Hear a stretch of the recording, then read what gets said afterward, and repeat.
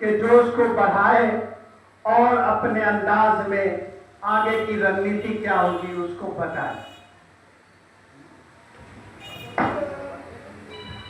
बिस्मिल्लाहिर्रहमानिर्रहीम। जुल्मी जब जब जुल्म करेगा सत्ता के गलियारों से, जुल्मी जब जब जुल्म करेगा सत्ता के गलियारों से, चप्पा चप्पा गूंज उठेगा इनकलाब के नारों से। मोहतरम, स्टेज पे जलवा अफरोज इज्जत माब जनाब हाजी आरिफ रहमानी साहब, आइए आगे आइए। इस शहर के शहर काजी जनाब रजी अहमद साहब, इस स्टेज पर बैठे हुए मौलाना अब्दुल्ला बुखारी साहब, इस स्टेज पे बैठे हुए जनाब शाहिद साहब, इस स्टेज पर बैठे हुए जनाब हमारे भाई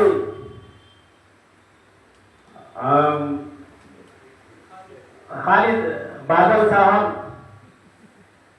देखिए, एक्चुअल होता क्या है ना कि नाम गिनाने में थोड़ी तकलीफ हो जाती है हमको ही, इसलिए कि बात तो सब समझ में आ जाती है, लेकिन जब यक्सा नाम गिनाने की बारी आ जाए तो शायद उसमें कुछ भूल चूक हो जाती है।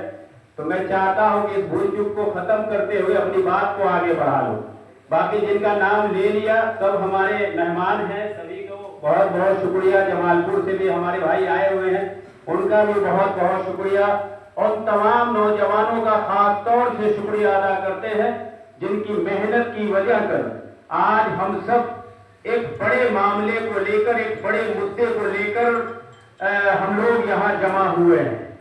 और सबसे बड़ी बात यह है कि खास तौर से मुबारकबाद के मुस्तहक है वो नौजवान जिन्होंने अपनी मेहनत से, यहाँ ना तो कोई सियासी जमात की बात है ना कोई सियासी दल की बात है, बल्कि अपने हक और हुकूक के लिए इस मुल्क में भागीदारी है, इस शहर में जो भागीदारी है, इस सूबा में जो भागीदारी है, और उस भागीदारी के तहत हमें अपनी आवाजों को बुलंद करना है।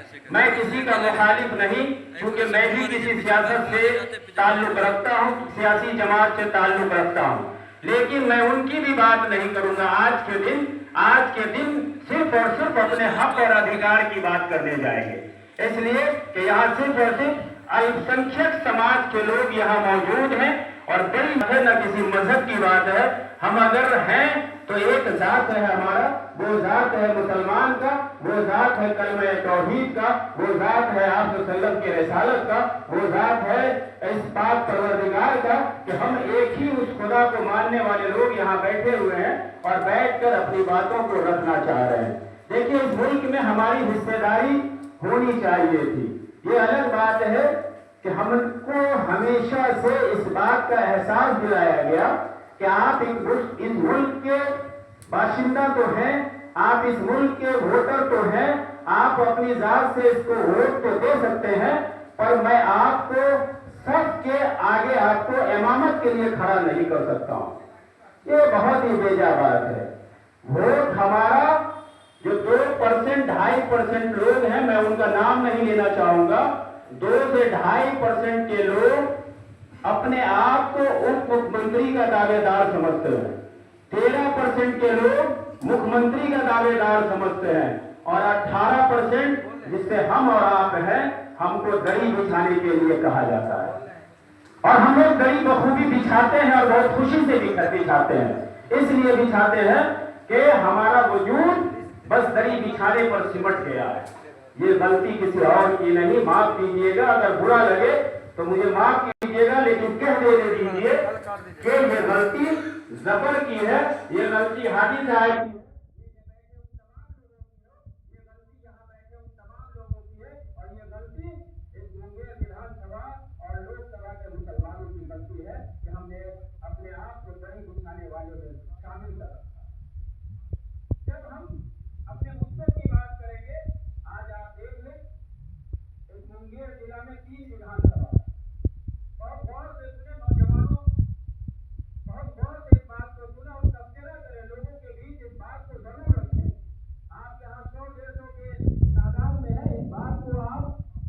आप 150-100 की तादाद में नहीं है, आप हजारों की तादाद में।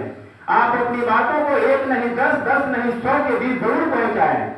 लोगों से ये जानना चाहें और अपने लोगों के बीच में ये जरूर बताएं कि हमारी आबादी इस मुल्क में 18% की है, इस मुल्क में 18% की है।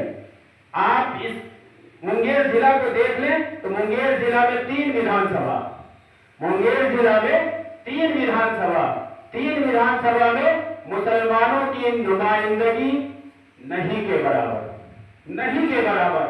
आपका मुखिया नहीं है, आपका वार्ड पार्षद नहीं है, आपका मेयर नहीं है, आपका विधायक नहीं है, आपका सांसद नहीं है, आपका विधानसभा अध्यक्ष नहीं है, आपका डिप्टी प्राइम मिनिस्टर नहीं है, आपका उप मुख्यमंत्री नहीं है, आपका मुख्यमंत्री नहीं है। साहब, ये हमारी सबसे बड़ी कमजोरी है, ये हमारी कमजोरी। हमने अपने आप को कमजोर बनाकर उनके सामने छोड़ रखा है। वो मुझे डगरे का बैगन समझते हैं, मुझे इस्तेमाल करते हैं, वोटों को जोरदार तरीके से लेते हैं और बाद में आपको वहीं पे छोड़ देते हैं। यही हमारी हकीकत है। अब आइए मुंगेर कमिश्नरी में, मुंगेर कमिश्नरी में 22 विधानसभा। बहुत इत्मीनान से समझिए, लोगों के बीच इस बात को बताइए। मुंगेर विधानसभा में मुंगेर कमिश्नरी में 22 विधानसभा, 22 विधानसभा में सबसे ज्यादा अक्सरियत बेगूसराय के एक विधानसभा में मुसलमानों की है।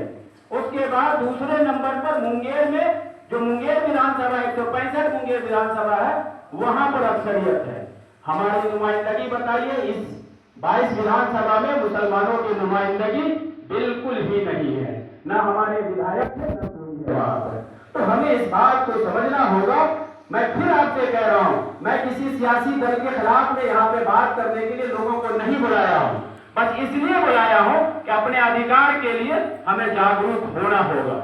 आज 2% 2.5% के लोग अगर उप मुख्यमंत्री का और 13% के लोग अगर मुख्यमंत्री का दावत करते हैं, तो मैं भी इस बात को यकीन के साथ डंके के चोट पे कह सकता हूं कि हम भी 18% हैं, हमें भी एक अच्छी जगह चाहिए। क्यों नहीं मुसलमान उप मुख्यमंत्री होगा, क्यों नहीं मुसलमान मुख्यमंत्री होगा? इस बात को यहां से लेके, सड़क से लेके सदन तक हंगामा करना होगा। और मैं समझता हूं जिंदा कौम है आप लोग, इस मुल्क के जिंदा कौम है, और जिंदा कौम किसी 5 साल का इंतजार नहीं करती है, जिंदा कौम किसी 5 साल का इंतजार नहीं करती है। आप देख लीजिए बांग्लादेश का क्या हाल हुआ, आप देख लीजिए अभी 2-4 दिन पहले नेपाल का क्या हाल हुआ। तो वहां क्या मामला था, कुछ नौजवानों पर गोलियां चली, गोलियों के बाद नेपाल में तांडव मच गया, और मच गया ऐसा तांडव कि सत्ता को बाहर कर दिया गया, लोगों की पहचान बन गई, लोग वहां पर पहचान बन गए।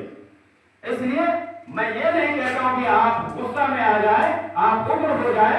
आपके पास एक ताकत है, आपके पास एक ताकत है, उसका नाम है वोट की चोट। जब मौका आए मुनासिब समझिए।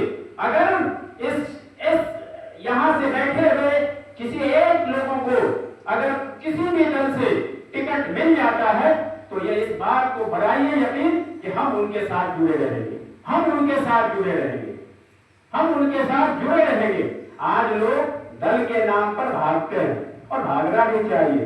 हमारा ये मिजाज है कि हम इस दल में हैं, आपका मिजाज है कि उस दल में, उनका ये मिजाज है उस दल में। लेकिन बात जब अल्पसंख्यक अधिकार की बात होगी, मुसलमानों के हुकूक की बात होगी, तो हमें किसी सियासी जमात को छोड़कर अपनी एक पहचान बनानी होगी। और वो पहचान बनाने के लिए हम सब जिम्मेदारी के साथ और जिम्मेदारी को उठाना पड़ेगा।